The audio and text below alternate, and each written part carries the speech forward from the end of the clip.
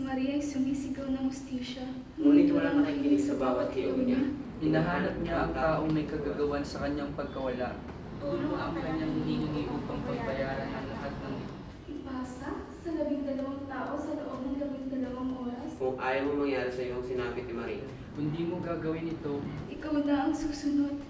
Never break.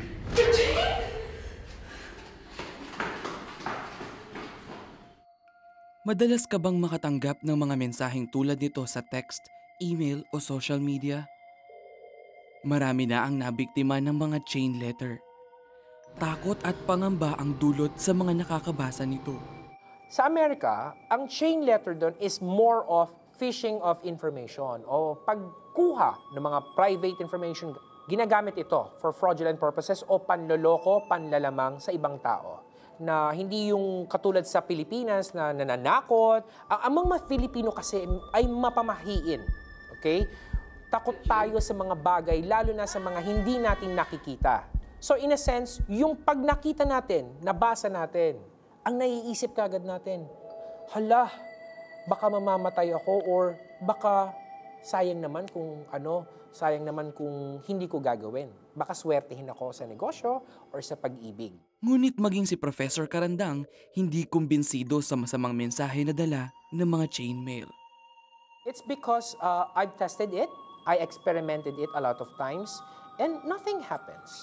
Para naman kay Pastor Hiram Pangilinan, ang author ng best-selling book na Hula, Multo, Faith Healing at iba pa, iba ang maaaring idulot ng mga chainmail sa mga taong gumagawa at nagpapasa ng mga ito.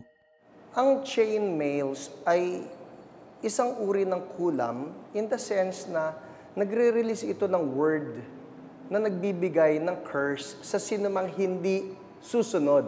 At sa Bible, makikita natin na ang curse ay naipapasa through words that are released. At kapag yung tao na nakatanggap nito ay naniwala, natakot, pwede na yung curse na nabitawan doon ay mapasa kanya.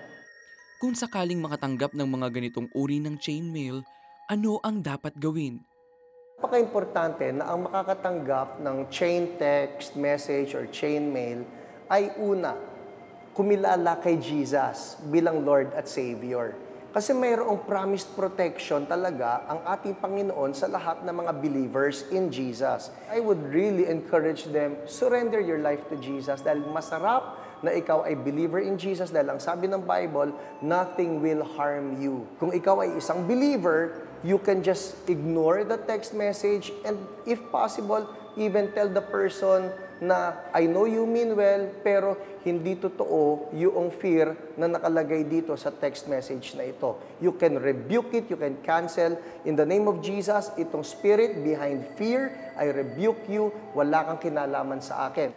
Kung ang natanggap mo naman, isang mail talaga o isang letter, I would suggest burn it. Sunugin mo. Sa Book of Acts, merong ganon, no? Yung mga paraphernalia that were being used for witchcraft. Because chain messages or chain letters, it's a form of witchcraft. And in the name of Jesus, yung spirito behind this letter, I rebuke you and I render you as powerless in the name of Jesus. Maaaring katuwaan lamang ang pagpapasa ng chainmail para sa ibang tao. Ngunit ang katuwaan, maaaring maging seryosong bagay kung nagdudulot ng takot o kapahamakan sa ating kapwa. We need to understand, the blessing of God is not based on how many text messages or emails that we are able to send forth to people. The blessings of God are based on the goodness of God. And the goodness of God is not based on how many emails or text message that we are able to do. Kasi kung ganoon ang pagbabatayan ng blessing ng Diyos, para mo na rin sinabi, ang blessing ng Diyos ay nakabatay sa ating goodness. And our goodness never merit the blessings of God. It has always been by the grace of God that we are blessed.